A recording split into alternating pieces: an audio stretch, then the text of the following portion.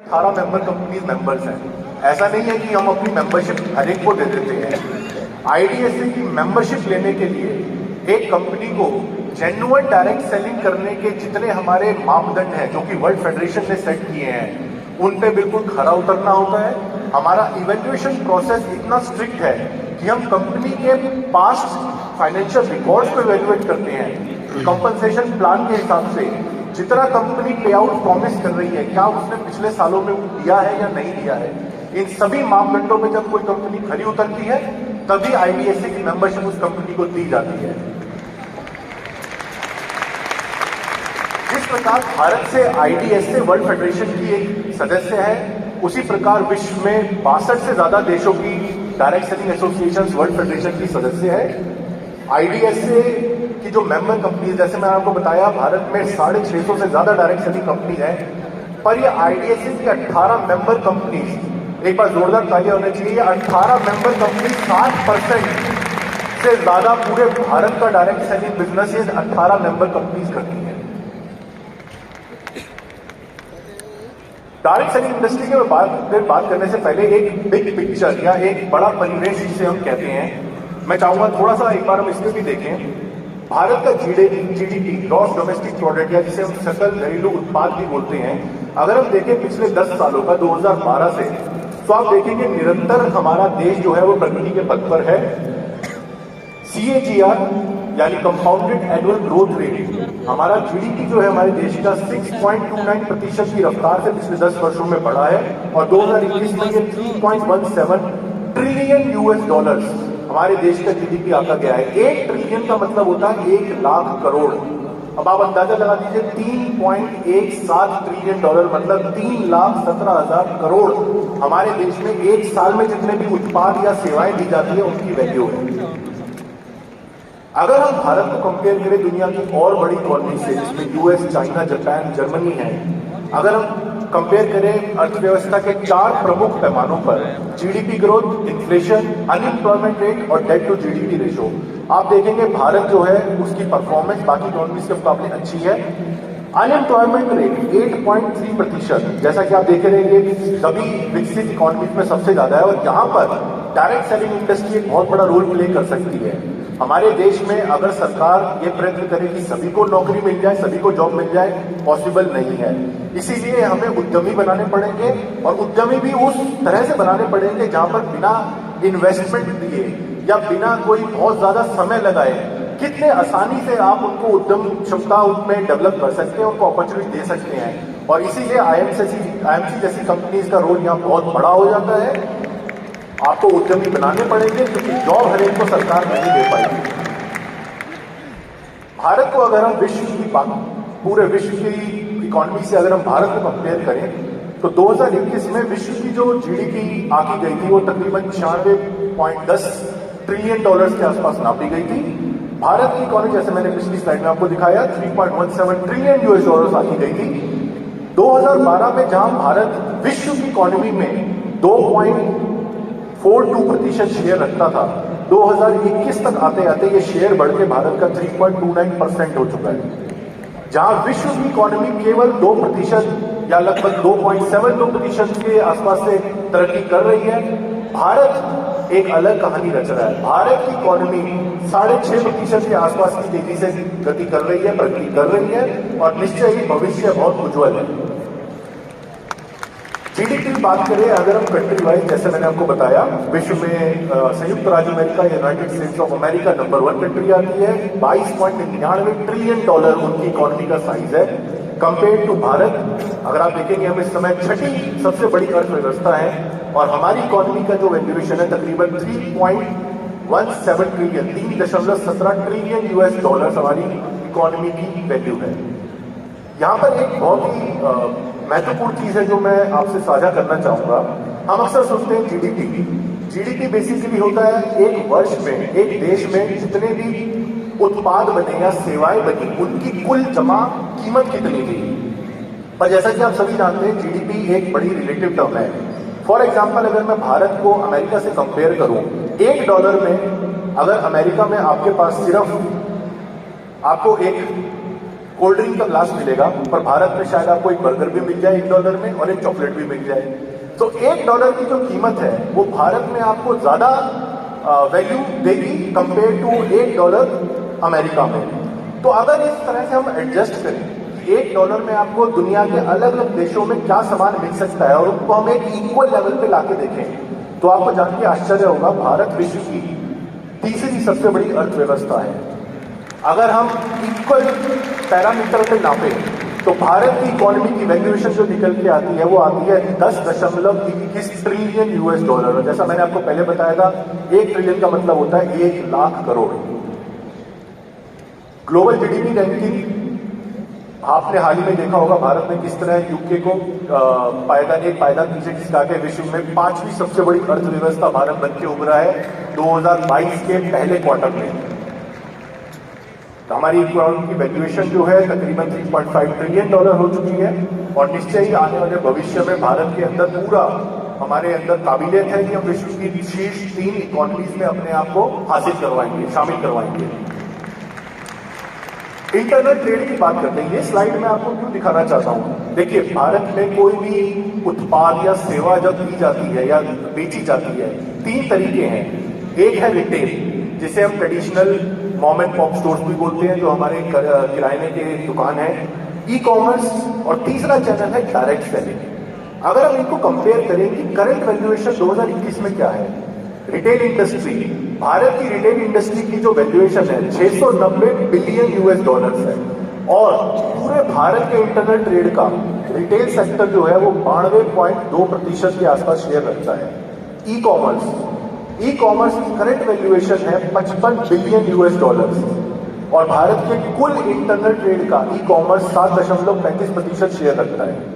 Direct selling की इस समय वैल्यूएशन है $3.25 बिलियन और इकोनॉमी हमारी इंटरनल ट्रेड में डायरेक्ट सेलिंग 0.5% से थोड़ा सा कम शेयर रखती है।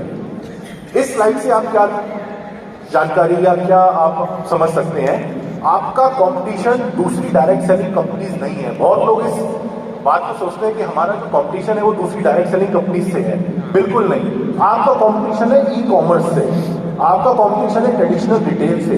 ई कॉमर्स आपको कहां पे बीट कर पा रहा है, शायद वो बेटर डिलीवरी दे रहा है, शायद वो बेटर कस्टमर सर्विस दे रहा है। अगर आपको कामयाब होना है, अगर डायरेक्ट सेलिंग इंडस्ट्री को कामयाब होना है, हमें ई कॉमर्स को हेड आउट करना है, हमें ई कॉमर्स से चैलेंज लेना है। बाकी डायरेक्ट सेलिंग कंपनीज के लिए बहुत प्ले फील्ड है, हिंदुस्तान बहुत बड़ा देश है, सबके लिए बिजनेस है। अगर हम भविष्य की बात करें, आने वाले अगले 10 सालों में ये इंटरनल ट्रेड के जो 3 सेक्टर है, ये कहां पर पहुंचने की संभावना है। तो 2021 की वैल्यूएशन जैसे मैंने आपसे बताई, 2030 तक उम्मीद है, जो हमारे एक्सपर्ट्स का मानना है कि रिटेल सेक्टर की जो वैल्यूएशन है वो बढ़ के $1800 बिलियन हो जाएगी। यानी कि रिटेल सेक्टर हमारे देश का तकरीबन 11.5% की तेजी से बढ़ेगा। ई कॉमर्स सबसे तेजी से बढ़ने वाले सेक्टर्स में रहेगा 22.5% के आसपास। डायरेक्ट सेलिंग रिटेल से ज्यादा तेजी से बढ़ रही है, तकरीबन 15.5% की तेजी से डायरेक्ट सेलिंग बढ़ रही है और उम्मीद है 2030 तक $12 बिलियन की इंडियन डायरेक्ट सेलिंग इंडस्ट्री की वैल्यूएशन हो जाएगी। Direct selling as a concept और एज अ मीनिंग आप सभी इस व्यवसाय में है, खास बताने की इसमें जरूरत नहीं है, पर अपने प्रोस्पेक्टिव्स को, कंज्यूमर्स को समझाने के पॉइंट ऑफ व्यू से ये एक ट्रेडिशनल सप्लाई चेन जिसे हम बोलते हैं, मैन्युफैक्चरर से प्रोडक्ट चलता है, डिस्ट्रीब्यूटर, होलसेलर, रिटेलर तक होते होते कंज्यूमर तक पहुंचता है और हर स्टेज पे प्रोडक्ट की जो कीमत होती है उसमें एक मार्कअप जुड़ता जाता है। इस प्रकार से मैन्युफैक्चरर से चला हुआ प्रोडक्ट कंज्यूमर तक पहुंचते पहुंचते शायद 50 या 55% उसकी कीमत बढ़ जाती है। डायरेक्ट सेलिंग और ट्रेडिशनल रिटेल बिल्कुल अलग नहीं है। हम सिर्फ बीच की जो ये इंटरमीडियरीज हैं, जो 2 या 3 बिचौलिए या जिन्हें हम कहते हैं इंटरमीडियरीज, हम उनको हटा के रिप्लेस करते हैं अपने डायरेक्ट सेलर से। तो जो कमीशन केवल 2, 3, 4 या 10 एंटिटीज ले रही थी, वो कमीशन हम लोग डिस्ट्रीब्यूट करते हैं हमारे करोड़ों डायरेक्ट सेलर से और इसलिए डायरेक्ट सेलर्स इस व्यवसाय से जुड़ के अपनी एक आजीविका का साधन भी बना पाते हैं। एक छोटा सा डेटा, भारत में डायरेक्ट सेलिंग या विश्व में डायरेक्ट सेलिंग की उत्पत्ति कैसे हुई थी। सो प्राइमरली जैसा आप जानते हैं, इंडस्ट्री की स्थापना या इंडस्ट्री की शुरुआत यूनाइटेड स्टेट्स ऑफ अमेरिका में हुई थी वर्ष 1886 में।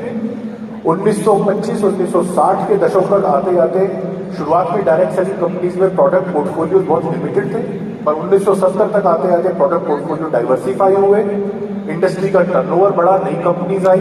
96 तक आते आते डायरेक्ट सेलिंग इंडस्ट्री विधिवत रूप से भारत में स्थापना हुई और 2010 में भारतीय डायरेक्ट सेलिंग 2015 में 10,000 करोड़ का हमने आंकड़ा पार किया था। अगर हम ग्लोबल डायरेक्ट सेलिंग सेल्स की बात करें, विश्व में डायरेक्ट सेलिंग की इस समय कितनी सेल है? लास्ट 4 वर्षों का आंकड़ा आपके सामने स्लाइड पर है।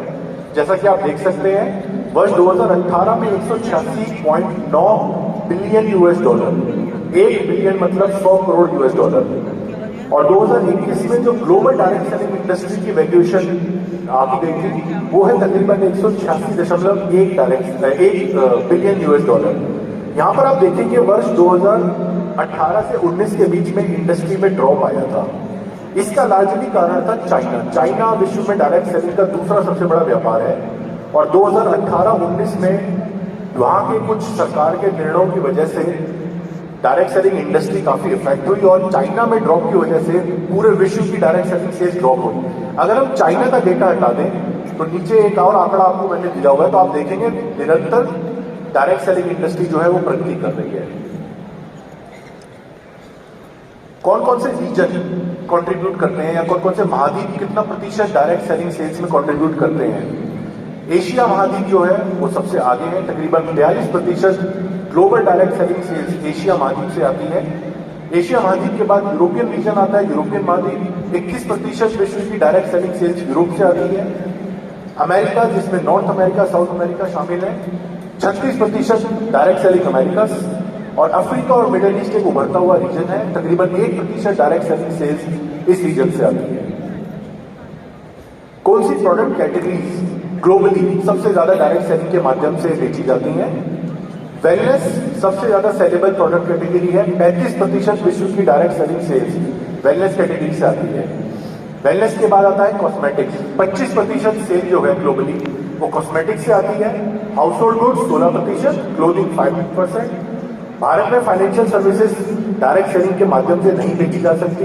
आई थिंक डॉक्टर भाटिया जी ने भी और सत्यन जी ने भी बार बार कहा है, क्रिप्टो का मॉडल और डायरेक्ट सेलिंग का मॉडल ये एक डिजास्टर है। ये कॉम्बिनेशन अपने आप में बहुत ही घातक है। भारत में कोई भी फाइनेंशियल सेवा, वित्तीय सेवा डायरेक्ट सेलिंग के माध्यम से बेचना इलीगल है, मना है। अगर आपको कोई भी अप्रोच करता है, मेरी आपसे विनती रहेगी कृपया वहां से भाग जाइए, जितना दूर भाग सकते हैं। बिल्कुल आपको इसमें नहीं पड़ना है। और भी बहुत सारी कैटेगरीज है विश्व में जो कुल मिला के 15% के आसपास, जिसमें एग्रीकल्चर है, बुक्स हैं, स्टेशनरी है, ये सब कैटेगरी भी विश्व में तकरीबन मिला के 15% के आसपास सेल करती है। पूरे विश्व में इस समय 12 करोड़, लगभग 13 करोड़ डायरेक्ट सेलर्स हैं। डायरेक्ट सेलिंग एक लौकी ऐसी इंडस्ट्री है, मेरे ओपिनियन में अगर कभी एक जेन्युइन सर्वे किया जाए, यूजुअली हम पूछते हैं भाई किस इंडस्ट्री में महिलाएं सबसे ज्यादा कार्यरत है, पहला दिमाग में आता है टीचिंग, एजुकेशन, सबसे ज्यादा महिलाएं टीचिंग में होगी, पर नहीं। अगर कभी इवेल्युएट किया जाए तो डायरेक्ट सेलिंग में सबसे ज्यादा महिलाओं को एक आजीविका का साधन प्रोवाइड कर रही है, सबसे ज्यादा महिलाएं इस इंडस्ट्री से जुड़ी हुई है। विश्व में 13 करोड़ जो हमारे डायरेक्ट सेलर्स हैं, उसमें 26% केवल पुरुष हैं और 74% हमारी महिला डायरेक्ट सेलर्स हैं। अगर हम ग्लोबली देखें किस एज ग्रुप के लोग डायरेक्ट सेलिंग ज्वाइन करते हैं, तो जैसा कि आप देख सकते हैं चार्ट में, direct selling as a profession, आजीविका का साधन, लगभग हर एज ग्रुप के लोगों को अपनी ओर आकर्षित करता है। 26% लोग आते हैं एज ग्रुप 35 से 44 के, 25% आते हैं 45 से 54 के, 19% 25 से 34, 7% 18 से 24, और जैसा डॉक्टर भाटिया ने कहा था 55 प्लस जो 24 के हैं वो आते हैं 23%। डायरेक्ट सेलर्स हमारे इस एज ग्रुप से आते हैं। भारतीय डायरेक्ट सेलिंग इंडस्ट्री ने वर्ष 2020-21 में किस तरह की परफॉर्मेंस दी, आइए इस पे कुछ प्रकाश डालते हैं। आपके सामने 4 साल का डेटा मैं प्रस्तुत कर रहा हूं, वर्ष 2017-18 से लेकर वर्ष 2020-21 तक। जैसा कि आप देख सकते हैं इन 4 वर्षों में डायरेक्ट सेलिंग, भारतीय डायरेक्ट सेलिंग उद्योग 11,670 करोड़ से बढ़ के आज 18,000 करोड़ के आंकड़े को छू गया है। और इन 4 वर्षों में डायरेक्ट सेलिंग इंडस्ट्री ने 15.7% की चक्रवर्ती वृद्धि दर जिसे हम बोलते हैं, कंपाउंडेड एनुअल ग्रोथ रेट से हमने ग्रो किया है। और इसी आंकड़े के आधार पर हमने एस्टीमेट लगाया है कि 2030 तक, जो मैंने आपसे पहले शेयर किया था, डायरेक्ट सेलिंग इंडस्ट्री का भविष्य काफी भारत में उज्जवल रहेगा। भारत में कौन कौन सी प्रोडक्ट कैटेगरीज हैं जो डायरेक्ट सेलिंग के माध्यम से सबसे ज्यादा सेल होती है? वेलनेस 58% सेल जो है भारत में वेलनेस कैटेगरी के प्रोडक्ट से आती है। Cosmetics 22%, house hold goods 8%, food and beverage उभरता हुआ सेक्टर 4%, होम केयर 3% और अदर कैटेगरीज जिसमें एग्रीकल्चर और बाकी छोटी छोटी कैटेगरीज हैं, कुल मिला के 5%। तो आप देख सकते हैं वेलनेस और कॉस्मेटिक्स, इन 2 कैटेगरीज को अगर हम जोड़ दें तो तकरीबन 80% पूरे भारत की जो डायरेक्ट सेलिंग सेल्स है वो केवल इन 2 कैटेगरी से आती है। विश्व में भारत कहां स्थान रखता है डायरेक्ट सेलिंग इंडस्ट्री अगर हम बात करें तो? मैं आपके सामने सबसे पहले 2019 का डेटा प्रस्तुत करता हूं। आप देखेंगे 2019 में भारत की जो डायरेक्ट सेलिंग उद्योग था वो 15वें स्थान पर थी और हमारी जो वैल्यूएशन थी वो 2.48 या 2.48 बिलियन यूएस डॉलर्स की थी। 2020 में आप देख सकते हैं चार्ट में काफी चेंजेस हुए।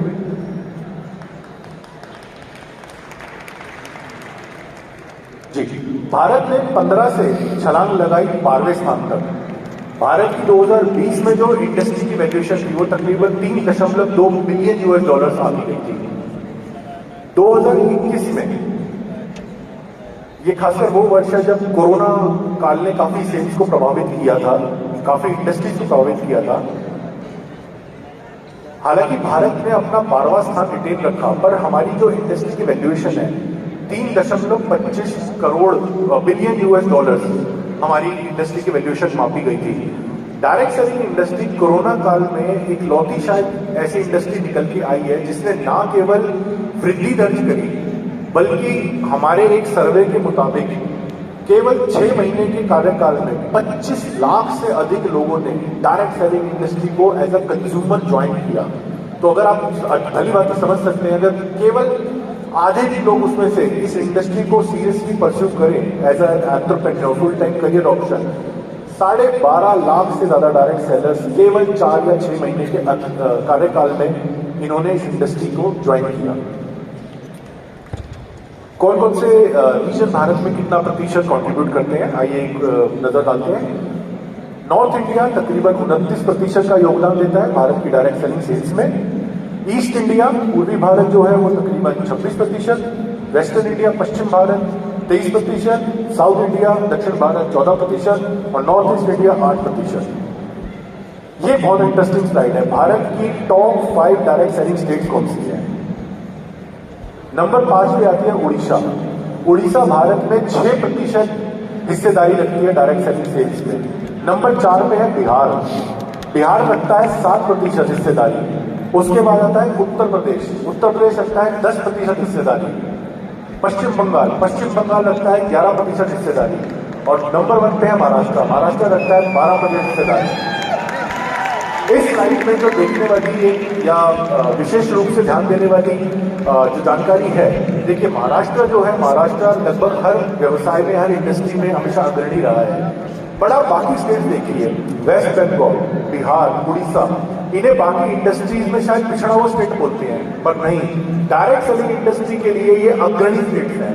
ये वो स्टेट्स हैं जो डायरेक्ट सेलिंग उद्योग की प्रगति में बिल्कुल ये स्टेट जो है ड्राइवर सीट पे है और ये स्टेट जो है भारत में डायरेक्ट सेलिंग को आगे लेकर जाएंगे। भारत में कितने डायरेक्ट सेलर्स हैं active full time? Last estimate के मुताबिक भारत में लगभग 80 lakh active full time direct sellers हैं। ग्लोबली जैसा आपको याद होगा 74% महिला डायरेक्ट सेलर थी, 26% पुरुष डायरेक्ट सेलर थे। भारत में भी तकरीबन 24 सालों तक कमोवेश यही स्थिति रही थी। महिला डायरेक्ट सेलर उद्योगों की संख्या बहुत ज्यादा थी। ट्रेंड किस कब से चेंज होना शुरू हुआ? ट्रेंड चेंज होना शुरू हुआ 2017-18 से। 2017-18 में 51% महिलाएं थी और 49% थे पुरुष।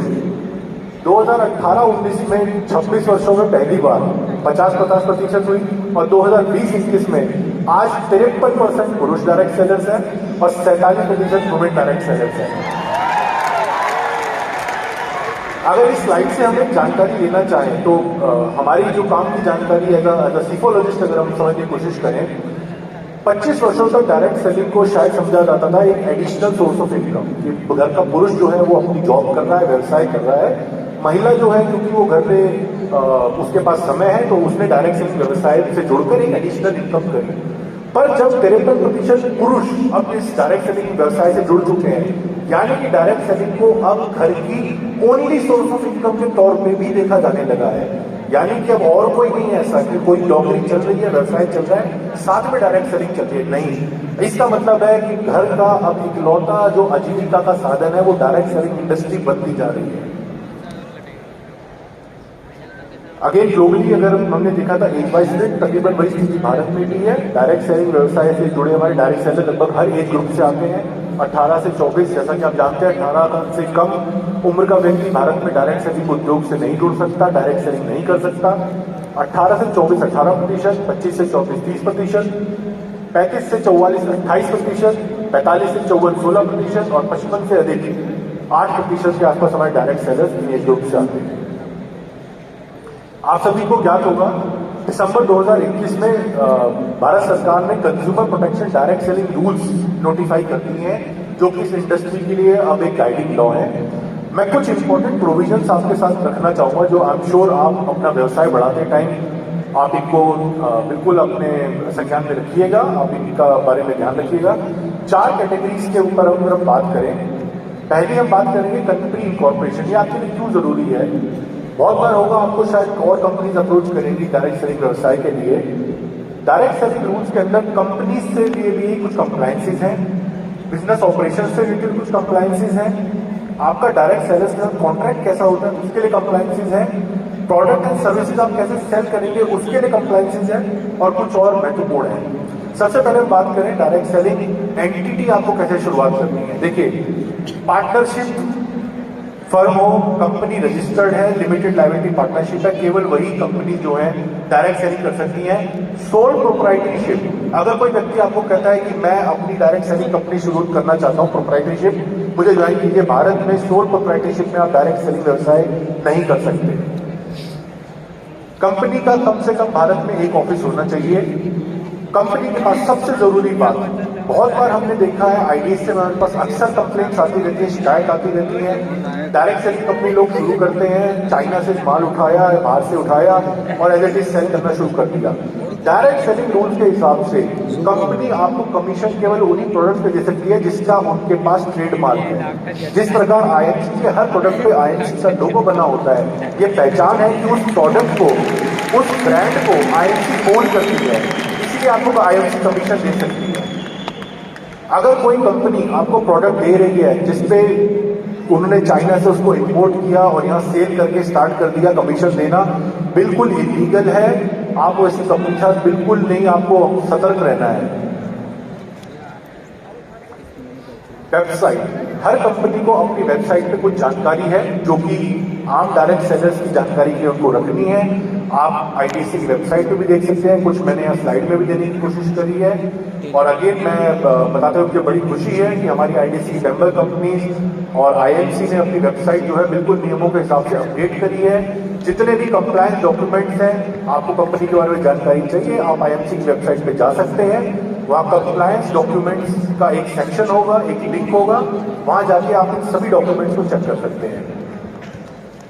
अंडरटेकिंग, प्रत्येक डायरेक्ट सेलिंग कंपनी को अपने वेबसाइट पे एक डिक्लेरेशन डालनी है as per the provision of 51C कि हम डायरेक्ट सेलिंग रूल्स के बिल्कुल कंप्लायंस में हैं, हम सभी नियमों का पालन करते हैं, हम पिरामिड या पॉलिसी या मनी सस्टेनेंस स्कीम में बिल्कुल इन्वॉल्व नहीं है।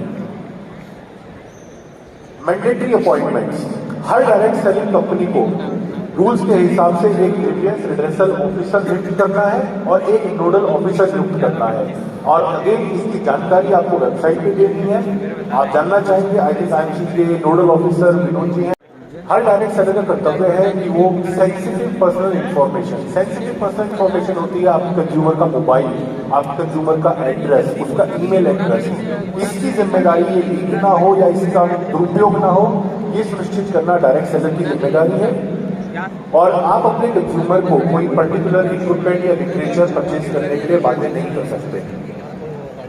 अगर हम कुछ और कंप्लायंसेस की बात करें, सबसे पहले आपको मिस सेलिंग में इन्वॉल्व नहीं होना है। मेरा सभी से आग्रह है, कृपया आप कंज्यूमर प्रोटेक्शन एक्ट 2019 को पढ़िए, उसमें मिस सेलिंग किन किन सिचुएशंस में मानी जाएगी पूरी डिटेल दी हुई है।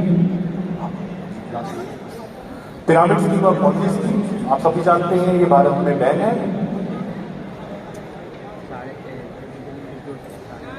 ठीक है, so thank you so much and पूरी उम्मीद है मुझे कुछ जानकारी मैं आपसे साझा कर पाया हूँ जो आपको आगे आपका व्यवसाय बढ़ाने में मदद